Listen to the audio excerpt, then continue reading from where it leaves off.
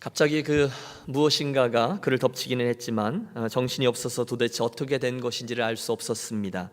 한순간 그는 어둡고 성난 큰 파도가 치는 바닷속으로 던져졌고 다음 순간 알 수 없는 곳에 와 있었습니다. 불쾌함이 온 몸을 감쌉니다. 이곳이 어디일까? 바다 같지는 않은데. 잠시 후에 그는 소름이 끼치는 사실 한 가지를 깨닫습니다. 자기가 어디에 있는지를 알게 된 것이죠. 지금 그는 커다란 물고기 뱃속에 있습니다.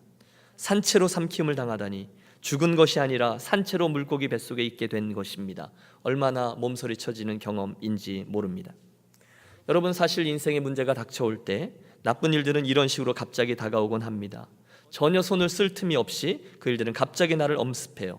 마치 물고기 뱃속에 삼킴을 당한 이 요나 경우처럼 말입니다. 그때 우리가 던지는 질문이 있습니다. 혹시 나는 하나님께 버림을 받은 것이 아닌가? 과연 하나님은 이런 상황 속에 있는 나를 여전히 기억하고 계시는가? 확신하건대 요나는 지금 분명히 그 질문을 던졌을 것입니다. 그는 알았어요. 이 일은 그의 불순종 때문이다라는 사실을 말입니다. 선지자가 하나님이 말씀하신 곳이 아니라 반대 방향으로 도망을 쳤거든요. 그래서 우리는 이 스토리를 읽어 내려가면서 혀를 찹니다. 요나, 그렇게 하나님 뜻에 맞지 않는 행동을 하다가 그러니 싸지, 벌을 받아도 마땅하지. 요나도 알고 있습니다. 하지만 그는 중요한 질문 한 가지를 더 가지고 있습니다. 그렇다면 내가 잘못한 것은 아는데, 그렇다면 이것이 내 인생의, 내 이야기의 끝인가? 하나님은 더 이상 내게 관심이 없으신가?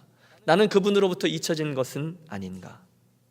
자, 믿음의 선진 시리즈 설교 9번째 시간, 오늘 우리가 만나볼 인물은 바로 요나 선지자입니다. 여러분 한번 따라해 주시겠습니까? 요나, 일어나 저 큰 성읍 니느웨로 가서. 저 큰 성읍 니느웨로 가서. 요나의 초기 생애에 대해서는 별로 알려진 것이 없습니다. 우리가 아는 것이라고는 그가 아미떼라는 사람의 아들로 태어나 갈릴리 지역에서 자라났다라는 것 정도이죠. 어느 날 그는 이스라엘의 원수 나라, 즉 아수르의 수도인 니느웨에 가서 하나님의 심판의 메시지를 전하라라는 사명을 받습니다. 여러분, 니느웨가 지금 저 이라크 북쪽에 있는 모슬 땅이에요. 그 다음 사진을 좀 보여주시면, 오늘 설교에 여러분 제가 찍은 사진인데, 제가 산 꼭대기에 있습니다. 아무것도 없는 곳에 저 끝에 가뭇가뭇 보이는 것이 모슬 땅이고, 지금 성경에 나오고 있는 니느웨 땅이죠. 아마 모세가 하나님과 실갱이를 했던 곳이 이곳이 아닐까 생각합니다. 주변에 사는 이곳밖에 없거든요. 괜찮습니다. 이를 원치 않던 하나님께서 말씀하신 방향이 있는데, 이걸 원치 않던 하나님께서 말씀하신 반대 방향으로 다시스를 향하는 배에 이르러 불순종의 길을 떠난 요나 이야기죠. 하나님이 곧 그 밤에 큰 풍랑을 보내셨고 결국 제비뽑기에 걸린 요나 바닷속으로 던져지게 됩니다. 틀림없어요. 그 순간 요나는 물속에 던져지는 순간 이제 모든 것이 끝이구나 생각했을 것입니다. 바로 그 순간 하나님은 특별한 구조선, 큰 물고기를 보내어 말썽장의 선자를 삼키게 하십니다. 이어지는 스토리를 우리가 잘 알아요. 물고기 뱃속에서 요나가 회개합니다. 시편을 인용하여 기도하며 하나님의 자비를 간구하여, 사흘 후 물고기는 변화된 요나를 마른 땅 위로 토해 놓았고, 하나님은 니느웨로 가라, 똑같은 소명, 두 번째 소명을 내려주십니다. 할 수 없이 그 땅에 간 요나, 그곳에서 아주 억지로 불성실하게 성의 없는 말씀 사역을 진행했는데, 그럼에도 불구하고 거기에는 역사상 최대의 회개운동과 부흥이 일어나게 되었습니다. 그리고 늘 그러하셨듯이 사랑의 하나님, 그들의 회개를 받으시고 도시를 진멸하려던 당신의 노를 거두시죠. 자, 모든 게 잘 되었습니다. 이야기는 이렇게 해피엔딩으로 끝나는 듯해요. 하지만 그렇지 않았죠. 말썽장의 요나가 또 한 번 문제를 일으킵니다. 전형적이었던 유대인, 그는 그 니느웨 사람들이 하나님의 용서를 받게 되자 그 일 때문에 분통을 터뜨립니다. 하나님을 향하여 억지를 부립니다. 아수르 놈들이 용서받는 이 세상에서 나는 살고 싶지 않다는 것입니다. 요나서의 마지막 장면 4장은 혹시 하나님께서 마음을 바꾸셔서 그 땅을 멸망시킬까, 그곳에 올라가 저 땅을 바라보고 있던 요나의 모습을 클로즈업 해줍니다. 재미있는 일이 벌어지죠. 하나님은 저가 중동의 뜨거운 태양 아래 있음을 걱정하셔서 박넝쿨 하나를 자라게 하심으로 시원한 그늘을 그에게 허락해 주십니다. 요나가 신이 났어요. 하나님 저를 케어하시는군요. 이렇게 자랑하실 때가요. 하지만 다음 날 아침에 벌레가 넝쿨을 갉아먹는 바람에 그늘이 사라지게 되고, 순간 변덕장이 요나가 또다시 심통을 부립니다. 하나님, 뭐 이렇습니까? 나 정말 힘듭니다. 차라리 죽기를 원합니다. 나 데려가십시오. 여러분, 도대체가 몇 번인지 몰라요. 그러나 인내하시는 하나님은 요나에게 차근차근 당신의 마음을 펼쳐주시면서 요나서가 맞춰지게 됩니다. 요나야, 너는 단지 박넝쿨 하나가 말라 죽는 것만으로도 그렇게 속상이 하는데 나는 나의 사랑에 답할 기회조차 없던 저 많은 니느웨 백성들이 멸망으로 향하는 것을 어찌 애통해하지 않겠니? 이것이 요나서에 담겨있는 하나님의 이 세상을 향한 마음이 되겠습니다. 자, 이 아침에 저는 이 긴 요나의 이야기들 중에 두 가지 장면을 살피면서 저와 여러분에게 주시는 하나님의 은혜를 나누려고 합니다. 우선 첫 번째 것은 맨 처음 하나님의 음성을 들었을 때의 장면입니다. 하나님의 명령은 분명했습니다. 너는 일어나 저 큰 성읍 니느웨로 가서 그것을 향하여 외치라. 그 악독이 내 앞에 상달되었음이니라 하시니라. 하나님의 명령은 너무도 분명했습니다. 달리 해석할 여지가 없어요. 니느웨라고요? 설마 우리의 원수 나라 저 아수르의 니느웨는 아니겠지요? 최선을 다해서 머리를 굴려봅니다. 다른 곳이라 생각하고 싶은 거예요. 니느위, 니느에 최선을 다해서 다른 곳을 생각하지만 여러분, 그럴 수가 없습니다. 하나님 지금 분명히 자기의 원수 나라 아수르에 가서 당신의 말씀을 외치라 하십니다. 선지자로서 그 명령과 방향을 어긋나게 행하는 것은 명백한 불순종의 반역임을 그가 압니다. 그래도 그는 도망했습니다. 아무리 그러셔도 그 길로 향하는 것이 싫은 것입니다. 만에 하나라도 하나님의 용서와 구원의 은혜가 그 사람들에게 임할 수 있다는 생각이 끔찍한 거죠. 절대 안 되지. 그놈들은 그냥 그렇게 죄악 속에 살다가 멸망받아 하나님의 저주 아래 떨어져야만 해. 전형적인 유대인이었던 요나, 이방인들은 지옥의 땔감용으로 지어졌다라고 생각하던 유대인 요나는 그렇게 생각했습니다. 해서 동쪽 니느웨가 아니라 서쪽 다시스를 향해 길을 떠나요. 항구 욥바에 도착했는데 성경은 아주 재미있는 단어를 쓰고 있어요. 저가 마침 다시스로 가는 배를 만났다라고 했습니다. 사랑하는 여러분, 혹시 하나님을 거역하여 반대로 행하는데도 마침 일이 잘 풀린다, 조심하십시오. 곧 큰 물고기가 다가올지 모릅니다. 여하간 배에 오른 요나, 배의 가장 깊은 곳 아래로 들어가 숨습니다. 성경 요나서 1장은 요나가 여러 번 여호와의 낯을 피하려고 애썼다라고 기록하고 있습니다. 사랑하는 여러분, 혹시 비슷한 경험을 떠올리시는 분은 없으십니까? 분명히 이거 하나님께서 원하시지 않는다라는 것을 감으로 알면서도 일부러 반대 방향으로, 아니 혹시나 하면서도 끝까지 그리로, 왠지 모를 고집 같은 게 있잖아요. 그렇게 행했던 경험 말입니다. 내가 이렇게 가다가는 한 대 맞지 싶다, 내가 더 잘 알아요. 그런데도 끝까지 고집을 부리던 경험. 여러분, 요나가 그 순간에 무슨 생각을 했을까요? 그가 정말로 반대 방향의 배에 오르면서 그 배의 가장 깊은 곳으로 숨어 들어가면서 정말로 하나님의 낯을 피할 수 있을 것이라 믿었을까요? 그 당시 요나가 분명히 알고 있었음직한 다윗의 시편이 기억납니다. 내가 주의 신을 떠나 어디로 가며 주의 앞에서 어디로 피하리이까? 내가 새벽 날개를 치며 바다 끝에 가서 거할지라도 곧 거기서도 주의 손이 나를 인도하시며 주의 오른손이 나를 붙드시리이다. 여러분, 함께 기억하고 싶습니다. 하나님, 그분에게서부터 도망갈 곳, 그분에게서부터 숨을 곳은 이 세상에 전혀 없습니다. 확신컨대 요나는 지금 그 사실을 분명히 알고 있었을 것입니다. 그런데도 도망해요. 저가 전형적인 유대인 때문이었다라고 말씀드렸죠. 그는 이스라엘 민족이 아니라 다른 민족이 하나님의 시선 아래에 있다는 것을 용납하기고 싶지가 않았어요. 너무너무 싫은 거예요. 하나님이 자기의 원수 아수르 민족이 하나님의 관심이 대상이 되고 혹시나 구원받을지도 모른다, 하나님의 메시지를 선포해야 된다, 여러분, 그것이 너무너무 싫은 거예요. 혹시 그렇다 해도 나는 그 일 못하겠다는 것입니다. 나는 그 꼴 못 본다는 것입니다. 그게 요나의 입장이었어요. 그래서 나름대로 머리를 씁니다. 만약에 내가 이 이스라엘의 영내에서 벗어난다면 이처럼 불쾌한 사명은 더 이상 감당치 않아도 되겠지? 나 말고도 다른 사람들도 있잖아. 여호와께서 정말로 아수르 놈들에게 당신의 마음을 전하고 싶으시다면 꼭 내가 아니어도 되잖아. 딴 사람 시키면 되잖아. 왜 나야 그런 일에 기분 나쁘게. 그게 그날 요나의 생각이었을 거예요. 그러나 여러분, 지금 요나는 하나님의 사랑에 대해서 한쪽 면밖에 보고 있지 못하다라는 사실을 기억하십시오. 즉, 하나님은 그날 그 니느웨 사람들만 사랑하신 것이 아니셨다는 거예요. 물론 그들에게 가서 당신의 말씀을 선포하고 그 영혼들을 죄에게부터 돌이켜 구원하게 하는 것도 중요한 일이죠. 하지만 동시에 그 일을 맡겨놓으신 당신의 사랑하는 종, 그 인물 요나도 또한 염려하며 사랑하시는 분임을 요나가 지금 놓치고 있다는 거예요.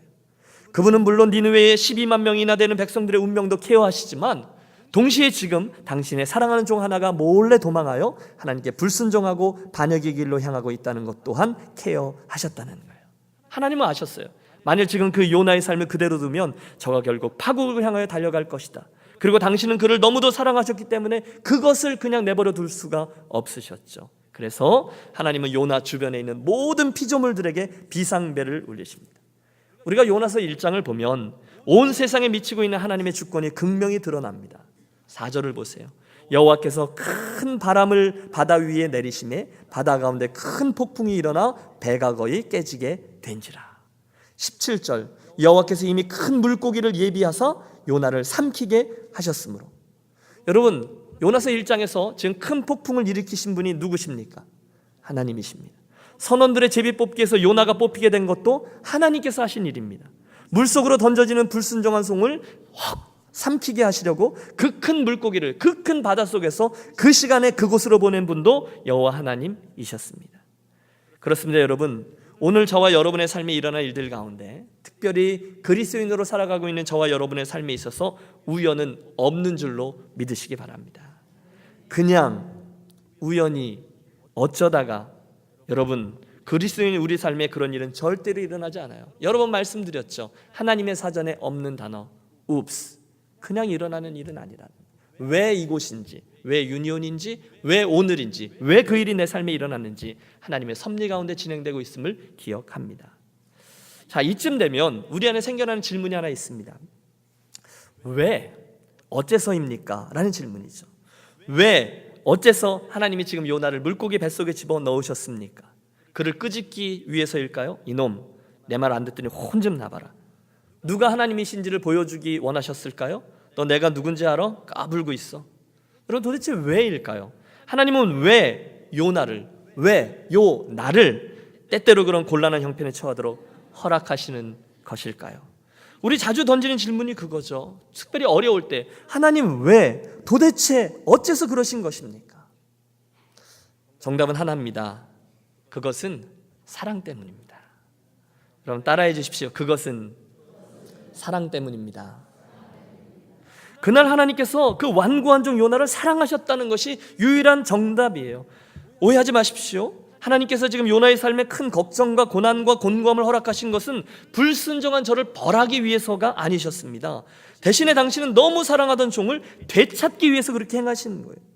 물론 여러분, 그날 하나님은 요나 대신에 그의 생각대로 다른 일꾼을 택하셔서 니느웨를 향하도록 하실 수 있는 분이셨습니다. 하나님 하나도 손해볼 것이 없으셨어요. 요나만 손해예요.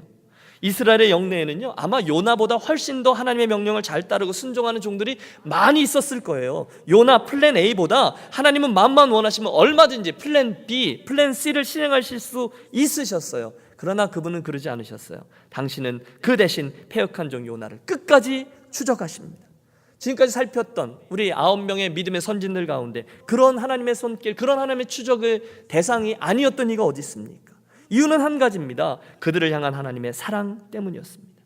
만일 그 순간에 하나님이 다른 말 잘 듣는 다른 이를 요나 대신에 그 땅에 보내셨다면 아마 요나는 요행이 탈출에 성공해서 다시스에 가서 자기가 원하는 삶을 살았다 할지라도 뻔하죠. 그는 남겨진 인생 내내 그 다시스의 바닷가를 서성이며 고향 땅으로 돌아오지도 못하고 쓸쓸히 그곳에서 인생을 마감했을 공산이 큽니다.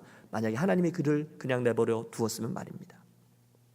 만일 하나님이 그를 그냥 그곳에 내버려 두셨다면 그날 이후에 수많은 요나의 후예들인 저와 여러분도 두 번째 찬스 없이 그냥 그렇게 살다가 그곳에서 생애 마침표를 찍고 말았을 거예요.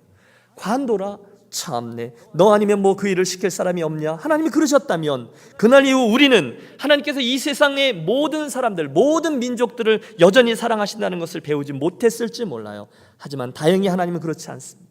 이어지는 2장, 3장, 4장을 보면서 우리 보듯 하나님은 그날 이후에 모든 민족, 모든 족속, 피부, 색깔, 소유, 국적 그것과 관계없이 죄 중에 있는 모든 영혼들을 사랑하고 그들이 멸망으로 향하는 것을 안타까워하시는 분이다라는 사실을 요나를 통해서 우리에게 말씀해주고 계십니다.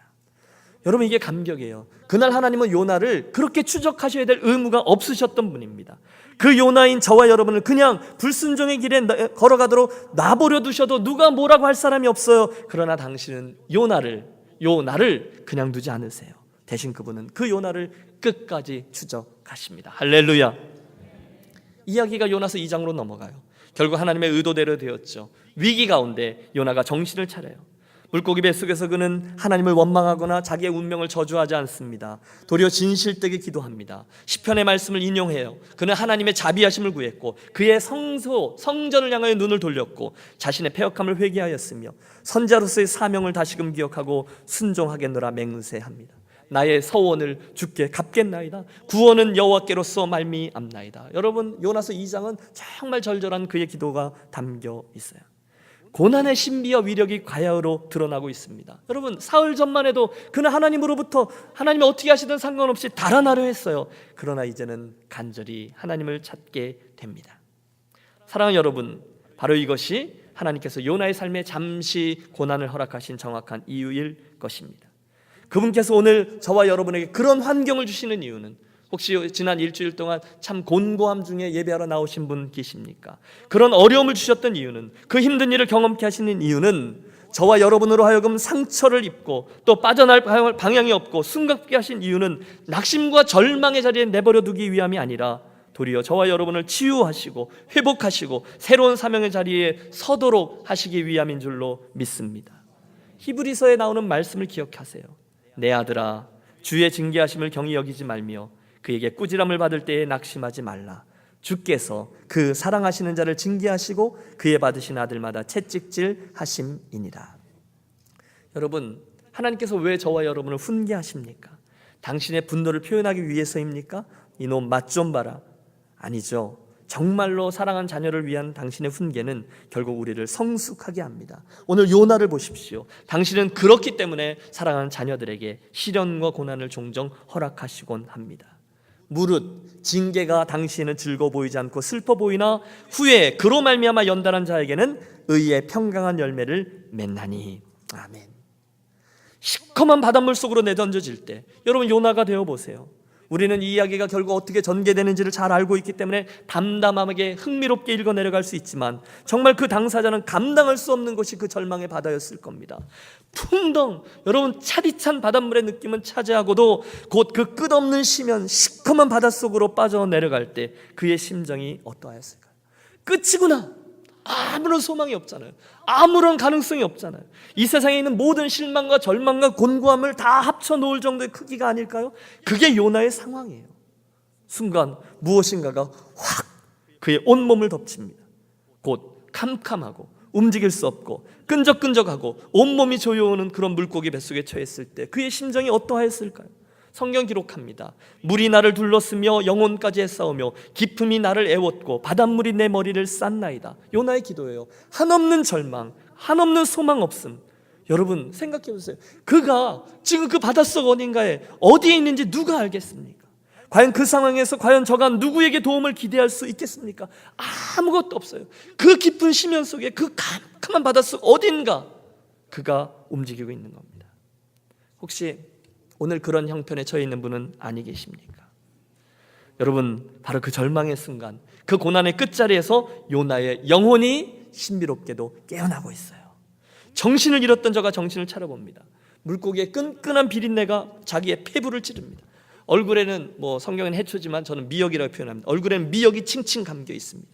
온몸은 꽉 조여오는 물고기 내장의 힘으로 인하여 용신할 수 없어요. 하지만 잠시 후에 놀랍게도 그의 입에서 가느다란 회개의 기도가 흘러나옵니다. 그의 고집스러운 몸이 여호와 앞에 엎드려졌어요. 하나님, 잘못했습니다. 하나님, 내가 당신을 찾습니다. 하나님, 내가 회개합니다. 여러분, 잠시 후에 그의 회개와 돌이킴이 여호와께 상달되고 그 깊은 바닷속 엄청난 물고기 뱃속에서 죽음을 기다리고 있던 저에게 바다를 뚫고 들어오시는 하나님 구원의 손길이 다가옵니다. 할렐루야. 여러분, 십자가의 은혜가 그것이죠. 그 절망의 끝에 아무도 케어하지 않는 그 순간에 하나님의 손길이 내려와 저와 여러분을 사로잡은 거죠. 오늘 저와 여러분 이야기를 해보시죠. 혹시 우리들의 인생에도 하나님께서 그런 고난과 절망이라는 도구를 사용하실 때가 있습니다. 아니, 그러실 수밖에 없는 경우가 있어요. 그분이 우리들에게 고난을 던져주기를 즐겨하시는 분이기 때문이 아니라 그 길만이 우리의 주의를 당신께로 향하여 다시금 환기시키고 그분을 바라보게 하는 유일한 길이기 때문에 그렇습니다. 때로는 우리가 너무너무 교만해서 그분을 향하여 얼굴을 돌리지 않는 때일 수도 있습니다. 하나님 없이도 다 잘 되는데 별로 아쉬워하지 않은 채 착각하며 나의 잘남 가운데 예수 믿으며 살아갈 때일 수도 있습니다. 때로는 저와 여러분이 죄에 반복되는 상황 속에 있어서 죄에 무디어져서 양심의 화인이 맞아 이제는 죄에 대해서 완전히 무감각해져 있을 때일 수도 있어요. 엉뚱한 것을 바라보며 사람들과 함께 정신없이 엉뚱한 것을 향하여 달려가고 있을 때이기도 해요. 그때 하나님, 사랑하는 아들아, 사랑하는 딸아 말씀하시다가 참다가 결국 우리의 주의를 환기시키기 위한 최후의 방법으로 풍랑을 일으키실 수 있어요. 제비에 뽑히게도 하세요. 큰 물고기 뱃속으로 우리를 던져 넣으십니다. 왜? 우리를 멈춰 세우셔야 하거든요. 우리로 하여금 당신께로 다시금 우리의 주파수를 맞추기를 원하시거든요. 여러분, 만약에 하나님께서 원하신다면 저와 여러분의 삶의 폭풍우를 못 보내시겠습니까? 만약에 하나님이 원하신다면 저와 여러분이 제비에 뽑히지 못하도록 하시겠습니까? 큰 물고기를 못 보내시겠습니까?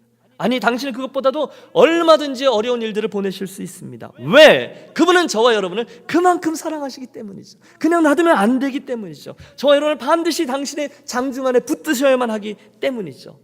그분이 저와 여러분을 그만큼 사랑하기 때문이죠. 저는요, 요나서를 읽을 때마다 입에 미소를 품습니다. 한 입에 사람을 삼켜야 하니까 아마 큰 백상어일 거야. 아니야. 사이즈를 생각해보면 아무리 생각해도 피노키오의 이야기 나오는 것처럼 큰 고래가 틀림없어. 맞아요, 여러분. 우리는 요나서 하면 큰 풍랑이 있는 바다와 또 커다란 물고기를 상상합니다. 그러나 여러분, 요나서에 나오는 폭풍과 큰 물고기는요, 단지 조연일 뿐이에요. 주연은 따로 있습니다. 누굽니까? 누가 요나서의 주연입니까? 그 요나를 끝까지 추적하시는 우리 하나님, 그분이신 줄로 믿습니다. 그날 하나님은요, 다시스를 향하여 도망하고 있던 요나를 다시금 니느웨로 향하도록 하기 위한 수많은 다른 방법들을 가지고 계셨어요. 물고기는요, 단지 그 수천 가지 하나님의 방법 중에 하나일 뿐입니다. 오늘도 하나님은 저와 여러분의 인생에 개입하실 수 있는 수천 개의 방법을 가지고 계세요. 혹시 저와 여러분의 상황, 그런 의미로 혹시 어려움 중에서 곤고함 중에 나오신 여러분 있으시다면 그 일이 나를 추적해 오시는 하나님의 수천 가지 일들 가운데 하나는 아닐까 한번 생각해 보십시오. 하나님은 그 어려움과 그 고래 뱃속의 일을 통해서 저와 여러분에게 누가 진정한 주인임을 가르쳐 주기를 원하고 계시는 것은 아닐까요? 자, 첫 번째 장면이었습니다. 두 번째 장면, 오늘의 본문인 3장 1절과 2절의 말씀을 한번 주목해 주십시오. 3장입니다. 여호와의 말씀이 두 번째로 요나에게 임하니라. 이르시되 일어나 저 큰 성읍 니느웨로 가서 내가 내게 명한 바를 그들에게 선포하라 하신지라. 하나님의 말씀이 두 번째로 요나에게 임했습니다. 그런데 여러분 놀라지 마십시오. 그런 엄청난 일이 있었는데 본문을 보면 하나님은 마치 아무런 일도 없었던 것인 양 그에게 첫 번째 명령과 똑같은 명령을 두 번째 명령 똑같이 허락하고 계십니다. 여러분, 저에게는 이 사실이 얼마나 큰 위로가 되고 격려가 되는지 몰라요. 주목하십시오. 똑같은 거예요. 아무 일도 없었던 것처럼. 여러분, 저는 그때 요나의 그 마음을 정확히 이해하고 있습니다. 저는요, 지금 이 사실이 굉장히 위로가 되는데 이유는 저도 굉장히 많이 실패했기 때문에 그렇습니다. 여러분도 그러시죠? 그런데 한번 실패했을 때 하나님께서 너는 불합격이다 그러셨다면 여러분, 저는 지금 이 자리에 서서 유년 가족들과 함께 이 요나의 이야기를 결코 나누지 못할 것입니다. 저는요, 수없이 실패했습니다. 수없이 하나님의 뜻을 망그러뜨렸습니다. 저는요, 수없이 하나님 앞을 어질렀습니다. 그런데 하나님 그 실패했던 저를, 그 패역했던 저를 다시금 포용해 주곤 하세요. 그리고 이 요나처럼 저에게 두 번째 기회를 다시금 허락해 주십니다. 그런데 여러분, 이게 비단 저만의 이야기일까요? 여러분은 어떻습니까? 여러분, 우리는 얼마나 자주 실패합니까? 우리 얼마나 자주 불순종합니까? 내가 알아요. 하나님께 얼마나 자주 공수표를 띄우고는 책임지지 않는 일들을 자꾸 행합니까? 입이 10개라도 할 말이 없죠. 아니, 이제는 그분께 나아가서 기도하는 것조차 너무 면목이 없어서 그분 앞에 나가서 기도하는 것마저도 죄스러울 때가 있어요. 그러나 그럴 때까지라도 하나님은 여전히 우리를 사랑하시고 격려하시고 또 다른 기회를 주곤 하시죠. 그게 은혜입니다. 그게 사랑입니다. 여러분, 신약성경에 마가라는 요한을 아시죠? 그는 중간에 선교하는 일이 힘들다고 집에 돌아가 버렸어요. 선교행 도중에 힘들어 못하겠어요. 그리고 집에 갔어요. 오죽하면 사도 바울이 화가 나서 그를 선교인의 명부에서 빼버리려고 했겠어요. 나중에 그 절친이었던 바나바와 그 마가 문제 때문에 싸워서 갈라서기까지 했습니다. 그러나 결국 그는 다시금 하나님의 은혜의 손길에 붙들려 놀라운 선교일에 참여하고 훗날 마가복음의 당당한 저자가 되기도 합니다. 은혜예요. 예수님을 부인했던 베드로는 어떻습니까? 그도 결국은 두 번째 찬스의 최고 수혜자가 되죠. 저는 그런 생각을 해봅니다. 만일 요나가 우리 유니온교회에서 사랑해서 관심 갖고 기도하고 후원하고 파송했던 선교사였다고 생각해 보십시오. 오랜 기간 우리가 정말 성심을 다해서 헌금하고 보내고 기도하고 열심히 같이 일했는데 어느 날 선교하는 일이 힘들다고 선교지에서 사라져 버렸대요. 그러다가 한 3년쯤 지나서 우리 교회에 다시 나타나서 제가 잘못했습니다, 다시 잘하겠습니다 하면 그 선교사를 우리가 여전히 신뢰하며 똑같은 일을 다시 맡길 수 있으시겠습니까? 여러분, 아마 어려울 것입니다. 한 번 속지 뭐 두 번 속냐? 그렇게 대할지 몰라요. 그런데 여러분, 그것이 하나님께서 저와 여러분을 대하신 방식이라는 겁니다. 하나님은 그 요나를, 그리고 이 요나를 또다시 받아주시고 격려하시고 수리하시고 사용해 주시더라는 거예요. 여호와의 말씀이 두 번째로 요나에게 임하니라. 여러분, 그 실패자를 아무 일도 없었던 것처럼 또다시 용납하시고 똑같은 사명을 주신 그분께 감사하시기를 바랍니다. 바로 저와 여러분에게 있는 가능성은 거기에 있어요. 하나님의 은혜 외에는 우리에게 가능성이 없죠. 폭풍우가 지나갔어요. 한숨을 돌립니다. 아, 참 감사하구나. 그래, 요나는 이제 회개했고 전혀 다른 사람이 되었겠지. 이제는 완전히 하나님의 일에 헌신할 준비가 되었겠지. 그러니까 하나님이 그에게 똑같은 사명을 다시금 맡기셨겠지. 그는 이제 하나님의 마음을 이해했고 니느웨의 영혼들을 불쌍히 여기며 그곳에 가서 사명을 순종했겠지. 그러나 여러분, 웬걸요, 이어지는 말씀을 보면 얼마나 그것이 틀린 생각이었는지를 알게 돼요. 그럼 3장 4절을 보시면 요나가 그 성읍에 들어가서 하루 동안 다니며 외쳐 이르되 40일이 지나면 니느웨가 무너지리라 하였더니 40일이 지나면 니느웨가 무너지리라. 여러분, 지금 요나가 선포한 메시지는 히브리어 단어 5개로 이루어진 문장입니다. 다시 말해서 그는요, 제가 아무리 잘 봐주려고 해도 절대로 최선을 다해서 그 사명을 수행한 사람이 아니었다는 거예요.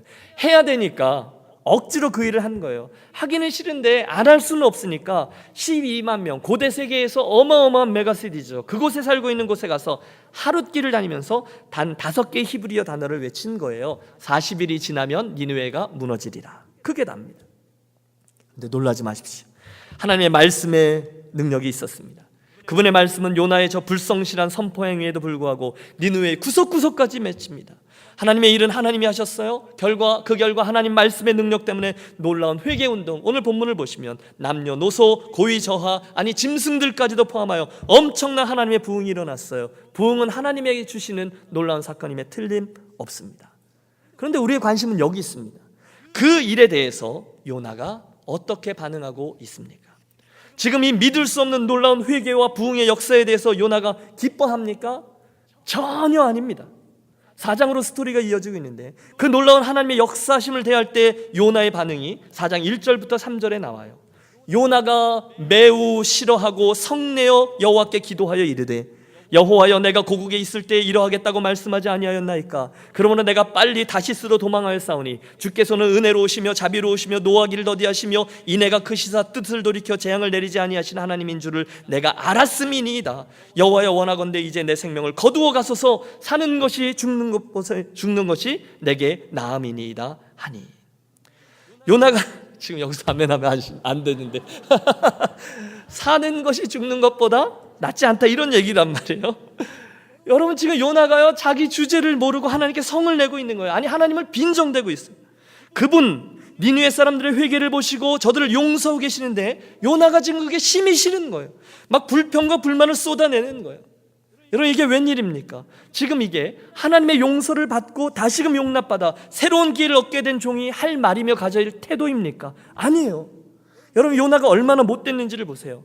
하나님, 내 그럴 줄 알았습니다. 제가 왜 처음에 도망쳤는지 아십니까? 하나님이 이렇게 하실 분이라는 걸 내가 알았기 때문입니다. 하나님 정말로 저놈들을 용서하시고 또 사랑하시고 하는 분이군요. 저 원수놈들 말입니다. 내가 처음부터 알아봤죠. 그래, 저놈들을 용서해 주니까 이제 하나님 마음이 편하십니까? 하나님 마음대로 하세요. 그러나 하나님, 나는 이 꼴 못 봅니다. 저 원수 아수르 놈들이 회개하고 하나님의 용서를 경험하는 것을 보느니 차라리 죽겠습니다. 사는 것보다 죽는 게 더 낫습니다. 지금 죽여주세요. 그럼 만약에 제가 하나님이었다면 죽어 그랬을지 모르겠어요. 그러나 여러분, 얼마나 사랑이 많으신 하나님이신지 몰라요. 맨 처음 그 선지자가 불순종했을 때 당신은 그를 버리지 않으십니다. 할렐루야. 우리 스토리라고 생각해 보세요. 용서해 주고 또 기회를 주셨어요.